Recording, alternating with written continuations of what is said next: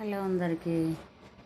ఈరోజు కూర ఏమొచ్చి సేమ్ ఆలుగడ్డలానే అనిపిస్తుంది. దాని పేరు సారికాంద అంటారు. ఊరు నుంచి మా అత్తయ్య వాళ్ళు వచ్చేటప్పుడు తీసుకొచ్చారు అన్నట్టు. సేమ్ ఆలుగడ్డలానే ఉంటుంది. మామూలు కూరగాయలు ఎలా చేసుకుంటామో ఆలుగడ్డ ఈ కూరలానే అనిపిస్తుంది. ఉల్లిగడ్డ పచ్చిమిర్చి కరివేపాకు అల్లం వెల్లుల్లి అన్నీ వేసి కలిపి పెట్టుకున్నా. కలిపినాక టమాటా వేసుకుంటా. టమాటా వేసుకున్నాక ఉప్పు పసుపు వేసుకొని కలిపి మూత పెడతాను.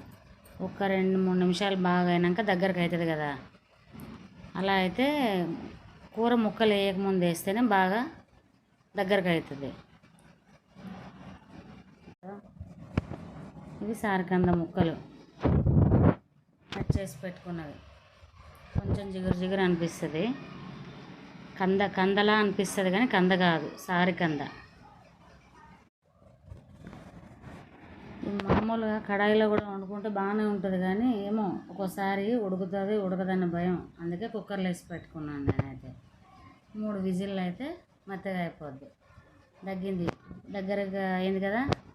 ఇప్పుడు కొంచెం ఒకసారి కలిపి కారం కొంచెం గరం మసాలా వేసుకొని నీళ్ళు పోసుకొని 3 విజిల్ కానీ పెట్టుకుంటే మనం వంకాయలో వేసుకొని వండుకోవచ్చు, దొండకాయలో వేసుకోవచ్చు, పుట్టికి కూడా టమాటా వేసి వండుకోవచ్చు. దీంట్లో చికెన్ బోన్స్ ఉంటాయి కదా, సపరేట్గా వేసి అడిగి తీస్తారు. అది వేసి వండుకుంటే చాలా బాగుంటుంది. ఆల్రెడీ ఒక వీడియో పెట్టాను నేను, సారికంద చికెన్ బోన్స్. అయిపోయింది 3 విజిల్లు.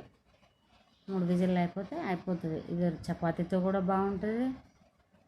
ఏమన్నా చారు చేసుకున్నాక దాంతో కూడా కాంబినేషన్ బాగుంటుంది.